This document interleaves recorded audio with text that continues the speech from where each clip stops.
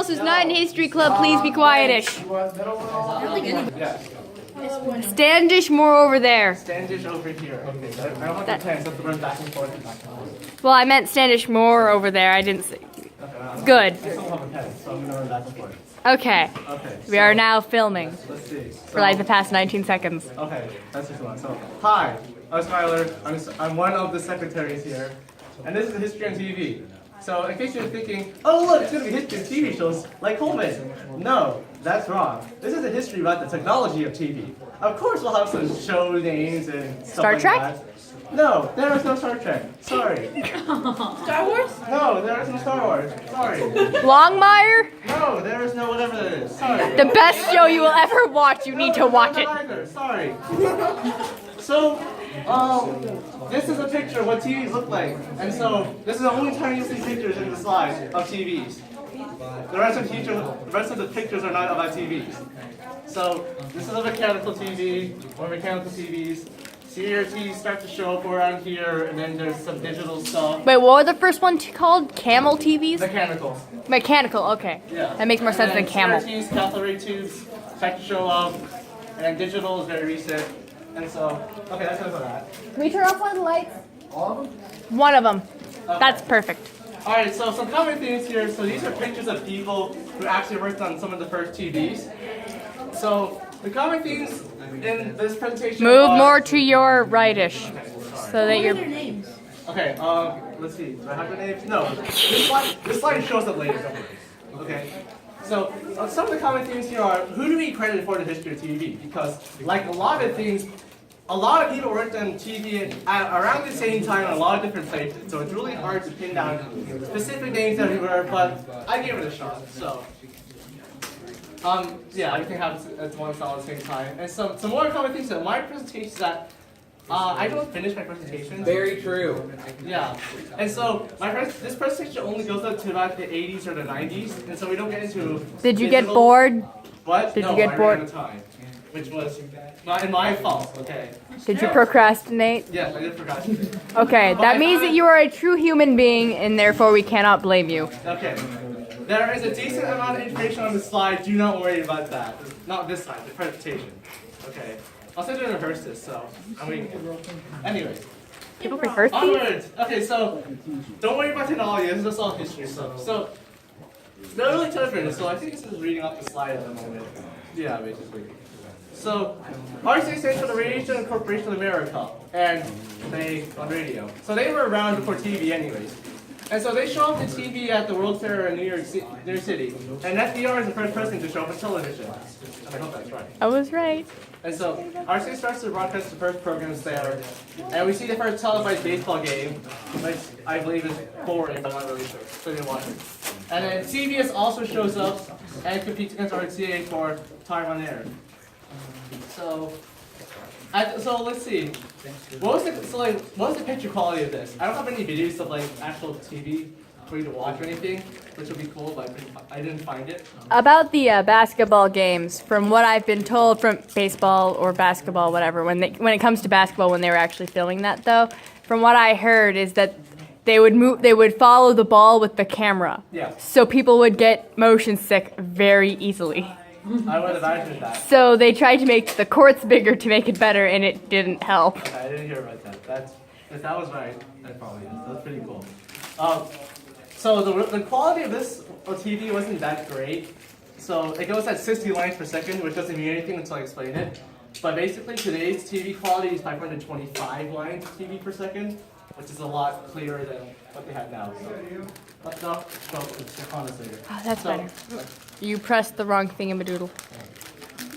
Okay, so more early TV. So my early TV being around like the 1940s, like around the 50s. Okay, so cameras are bad, like being bad. So the first cameras were called iconoscopes, and they were not great because they required a lot of light to work under. And so what they meant was that actors had to work in really, really hot rooms with really, really bright lights that were really, really hot. And so to work around these really bright lights, I had to wear black lipstick and green makeup to work around it, which is really great. Not really. And so The early CBS broadcasts were called Chalk Talks. So this is around World War II actually. So World War II does get in the way of TV production and inventing. And so most of the programs, not that they were allowed to choose from any, most of the programs were about a man pointing at a map of Europe showing which areas were contested or not. Which, because of the awful TV quality, you could not see the man, or for that matter, the map on the TV. And so... Was it the salt and pepper thing then that you saw? Sort of. Yeah. The salt and pepper wars. Okay, so let's see. So TV regulations, TV stations. Commercial TV broadcasting does begin until 1947 because World War II. And this is also when ABC shows up because NBC is forced to sell one of its radio networks from the government. Basically, Congress told it, you're too big, sell a company. And so NBC sells one of its radio networks, and that radio network becomes ABC, American Broadcasting Company. And so color TV actually gets experimented around here, but it doesn't show up until later because of cost. So TV picks up speed. So now we're in the 50s until 60s-ish. Oh, it doesn't say 50 over here. So shows are available in the 50s. And then these are some of the names of stuff that showed around in this time. And so this is basically when TV gets like this. This is when TV starts to try out new things. And so because, hey, we're trying out new things. And also we're not really creative. So let's port a lot of stuff from radio onto TV with Radio Fund. Because basically all the radio companies were the ones who owned the TVs. And so, let's say for example, some of the stuff they ported from radio were talking heads, or basically people who sit around reading news like right in front of the camera. And they also showed newsreels off of movies. And so there were 6,000 TVs in 1946 owned by consumers, and then 12 million in 1951. And so by 1955, half of all U.S. homes had a TV, which is a lot.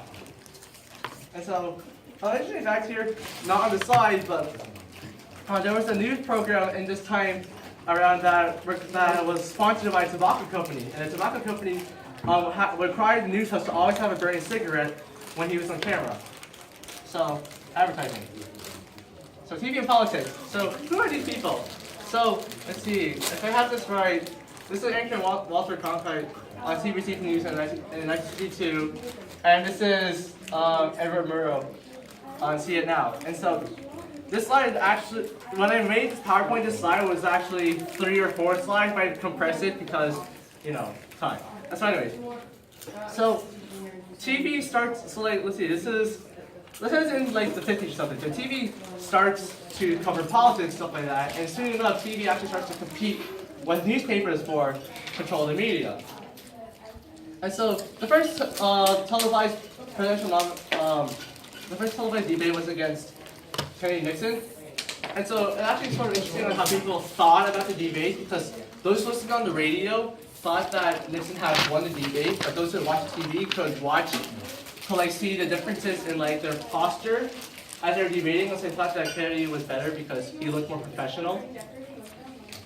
Let's see. Also, Kennedy assassination is on TV, so now people can experience the horror not just on the streets, but in the middle of their homes, which I guess is great.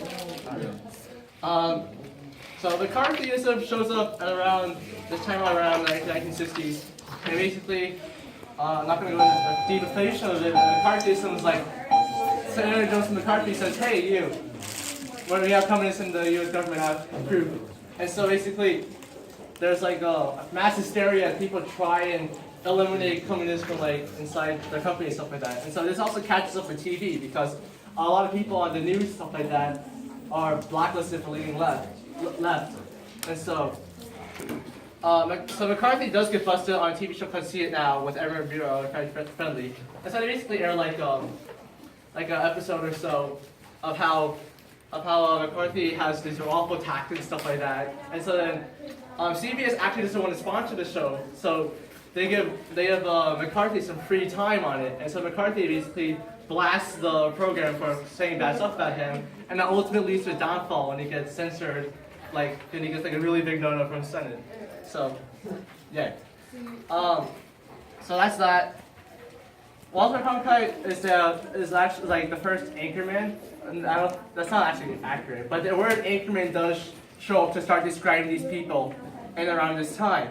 So Cronkite covers the Vietnam War, and If any of you are taking history right now, that's required.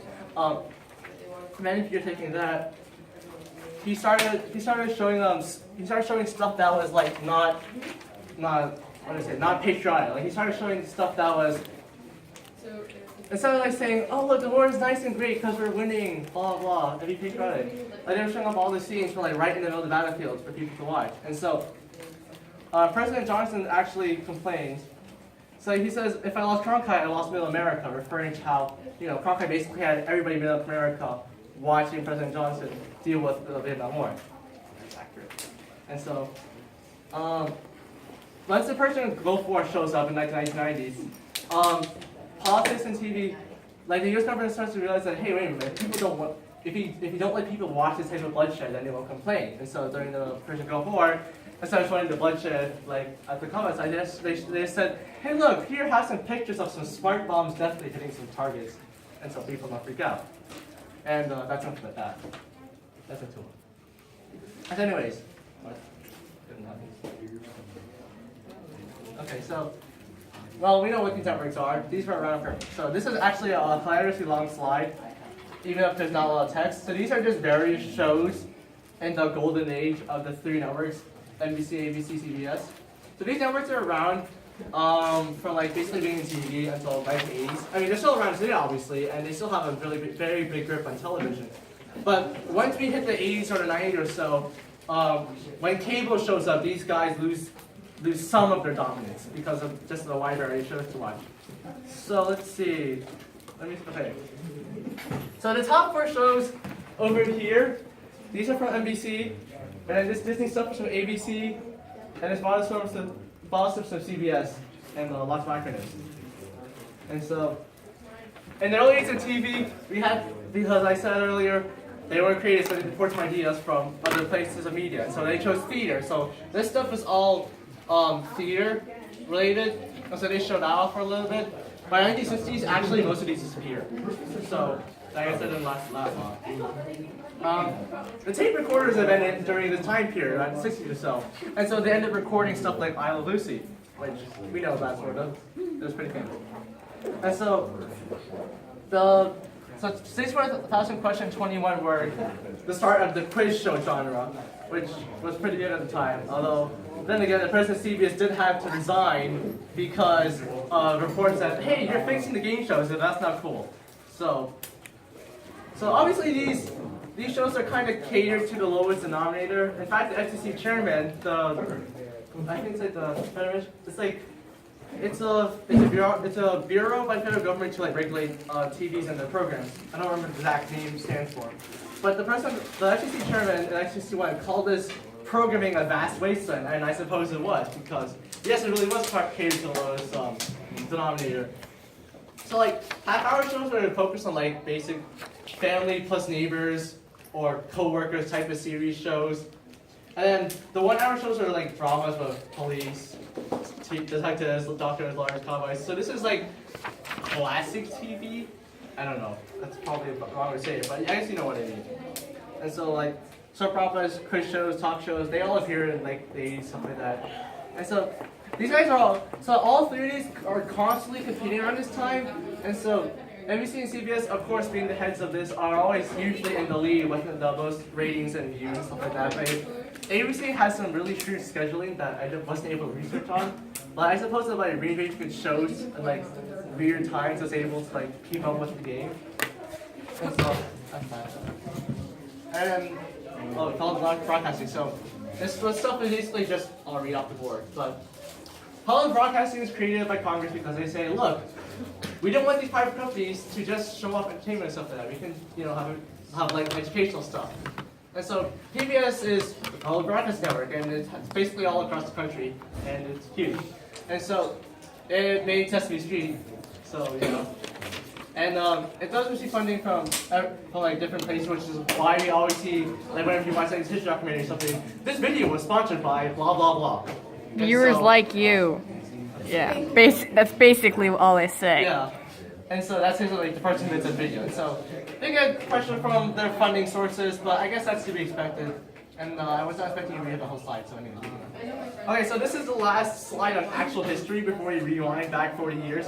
So cable TV is actually experimented around this like time frame, like 1924.